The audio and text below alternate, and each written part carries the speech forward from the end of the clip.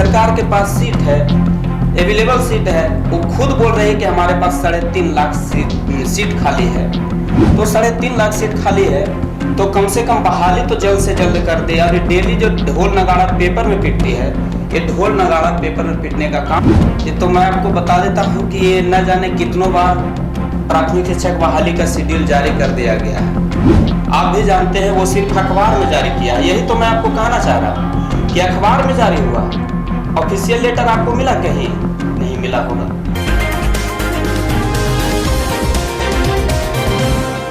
नमस्कार, मैं हूं प्रत्युष और आप देख रहे हैं एनबीसी 24। बता दें आपको कि सीटेट बीटेट की अभ्यर्थी जो हैं लगातार सड़कों पर धरना प्रदर्शन कर रहे थे।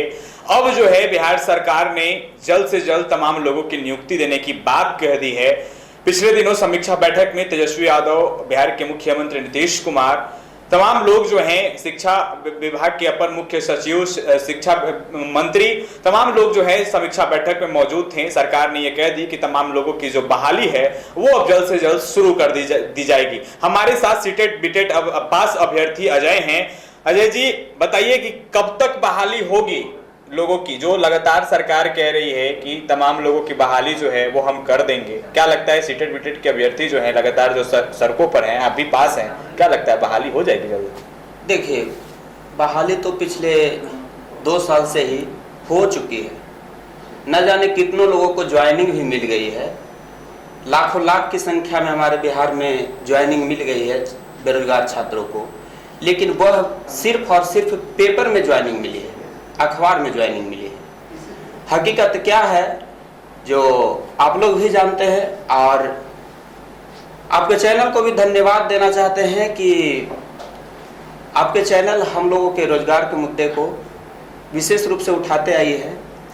तो जो मुख्य रूप से आपने क्वेश्चन किया, आप भी जानते हैं कि बहाली तो कर चुकी है, लेकिन अखबार में की है। 6ठे चरण की बहाली कंप्लीट हुई, पूरा ढोल नगाड़ा पीटते रही है सरकार कि 90,000 की बहाली कर रहे हैं, 90,000 की बहाली कर रहे हैं। कितने हजार की बहाली हुई? 42,000 अभ्यर्थियों को नियुक्ति मिली, बाकी तो सीट रिक्त रह गई। हम लोग 3 साल से 2019 ईस्वी से हम लोग सीटेट बीटेट पास होकर के अभी तक बेरोजगार बैठे हुए हैं। और मुझे तो नहीं लगता है, लेकिन इस सरकार को जागना चाहिए। लाठी कितना बार खाए हैं सरकार? लाठी तो मत कहिए, कुछ दिन पहले ही जब तिरंगे पर यहाँ हमारे बिहार में लाठी चला दी जा रही है, तो और क्या कह सकते हैं इसको। सरकार के इस रवैये से आप खुश हैं? बिल्कुल नहीं खुश हैं। सरकार के पास सीट है, अवेलेबल सीट है। वो खुद बोल रहे हैं कि हमारे पास 3.5 लाख सीट खाली है। तो 3.5 लाख सीट खाली है तो कम से कम बहाली तो जल्द से जल्द कर दे। और डेली जो ढोल नगाड़ा पेपर में पिटती है, ये ढोल नगाड़ा पेपर में पिटने का काम। अजय जी, प्राथमिक बहाली शिक्षक का जो डेट है वो जो है बता दिया गया है, क्या लगता है कब तक क्या होगा? ये तो मैं आपको बता देता हूँ कि ये न जाने कितनों बार प्राथमिक शिक्षक बहाली का शेड्यूल जारी कर दिया गया है। आप भी जानते हैं वो सिर्फ अखबार में जारी किया है। यही तो मैं आपको कहना चाह रहा हूँ कि अखबार में जारी हुआ, ऑफिशियल लेटर आपको मिला कहीं नहीं मिला होगा।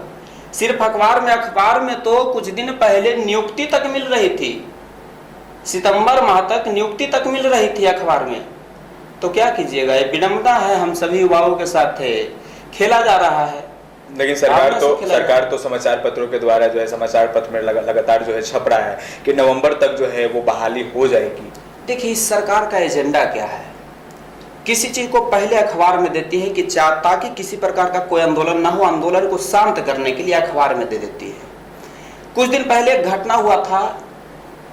क्या हुआ था कि बहाली को लेकर के ही जब पूरा आंदोलन काफी हजार की संख्या में थे, तो आंदोलन में क्या हुआ था कि आंदोलन को तोड़ने के लिए, आंदोलन को खत्म करने के लिए हमारे प्रधान सचिव ने एक ट्वीट किया था और उन्होंने बोला था कि आपकी बहाली का शेड्यूल जो है अगस्त माह में निश्चित जारी कर दी जाएगी, हर हाल में जारी कर दी जाएगी। तो हम लोग आंदोलन से वापस ले लिए, आंदोलन को तोड़ दिए हम लोग। उसके बाद देख ही रहे हैं कि बार बार पेपर में निकालती है ताकि सब शांत रहे, कुछ नहीं कर पाए। उप मुख्यमंत्री तेजस्वी यादव जी से उम्मीद है? देखिए, बहुत उम्मीद के साथ इस बार युवा लोग हमारे उप मुख्यमंत्री जी को, तेजस्वी यादव जी को, हम लोग बहुत उम्मीद के साथ वोट किए थे कि एक युवा नेता है और जो अगर युवा नेता है, अभी भविष्य बनाना है, हम लोगों के लिए सोचेंगे, एक युवा ही युवा के लिए कुछ सोच सकता है। इसलिए हम लोगों ने बहुत उम्मीद के साथ किया था।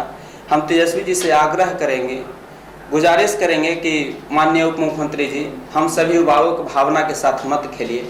आपने कहा था कि जब हम सत्ता में आएंगे तो पहली कैबिनेट की पहली मीटिंग में हम 10 लाख नौकरी को लोगों को देंगे, और आपने यहाँ तक कि जब उप मुख्यमंत्री का शपथ भी लिया था, उस दिन भी आपने बोला था कि 1 महीने के अंदर, आप देखिएगा शपथ समारोह को या प्रेस कॉन्फ्रेंस को उनको, कि 1 महीने के अंदर नौकरी की इतना बाढ़ लाएंगे कि पूरा देश देखेगा।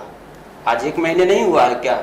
तो इसलिए हम तेजस्वी जी से हाथ जोड़ करके विनती करते हैं कि हम लोग के भावना के साथ, युवाओं के साथ, बेरोजगार के साथ मत खेलिए। उनका कहना है कि हम मुख्यमंत्री बनते तो हम कुछ करते, उप मुख्यमंत्री हैं, लेकिन फिर भी हम 10 लाख रोजगार और 10 लाख नौकरी देंगे। देखिए, आपने ऐसा सवाल कर दिया कि सवाल का जवाब जब देंगे तो हो सकता है कुछ लोग राजनीतिक से प्रेरित ले लें, लेकिन संजोग से आपने ऐसा सवाल किया है तो मैं आपको जवाब दे देता हूं। जब केजरीवाल की सरकार पहली बार दिल्ली में बनी थी, पूर्ण बहुमत के साथ नहीं बनी थी, कांग्रेस के साथ, कांग्रेस ने समर्थन दिया था। कांग्रेस अपने कलम से चलाना चाहता था केजरीवाल जी को। केजरीवाल जी ने अपने वादे के अनुसार काम नहीं कर रहा था, उन्होंने तुरंत इस्तीफा दे दिया कि मैं ऐसे जनता के बीच नहीं रहूंगा। उन्होंने तुरंत इस्तीफा दिया। अगले बार जब चुनाव लड़े, पूर्ण बहुमत की सरकार उनकी बनी, लोगों को लगा कि वाकई में व्यक्ति जो है कि कुछ हम लोगों के लिए करना चाहता है, जनता के लिए कुछ करना चाहता है। अगर तेजस्वी जी का बात नहीं चल रहा है, कि तेजस्वी जी का बात नहीं चल रहा, आप मुख्यमंत्री हैं, आपका बात नहीं चल रहा, तो आपको सत्ता में रहने से क्या फायदा? इसका मतलब आप सत्ते के लिए लालची हैं, आप सत्ता में सिर्फ रहना चाहते हैं, यही ना हो सकता है। चलिए, कुछ लोग हैं जो है वो बहाली से पहले बीटेट की मांग कर रहे हैं, क्या कहिएगा?